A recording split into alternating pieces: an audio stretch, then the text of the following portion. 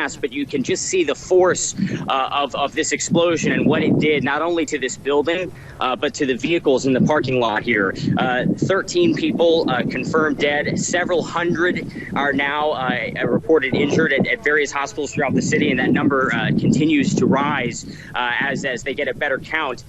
We were told that this parking lot here was a staging area for a lot of people who ran away from the epicenter of the explosion and are still, many of them, sort of wandering around this morning. They can't go back into their homes because a state of emergency has been declared in the core area where the blast has happened, and so we just spoke with a couple of folks who were just sitting and described what it was like to go through this last night. They said it was like going through an earthquake, but even more terrifying, because not only did the ground shake, but they saw the fireball, and then of course the windows came in when the blast wave hit them. So the city right now is still portions of it in a state of emergency. We see a lot of police. We see a lot of we see military. For the most part, I would say things are calm here.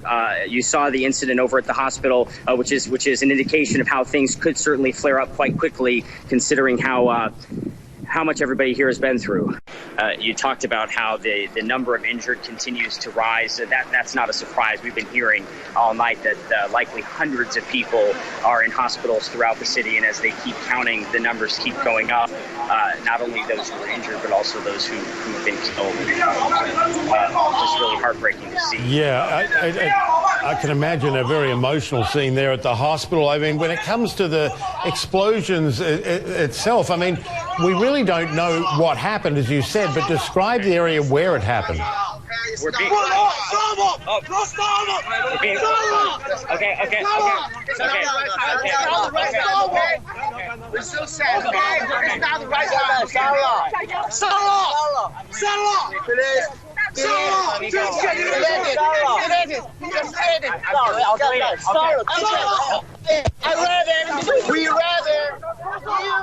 All right, clearly you see Will and the team, and sadly, not for the first time for our correspondents in China.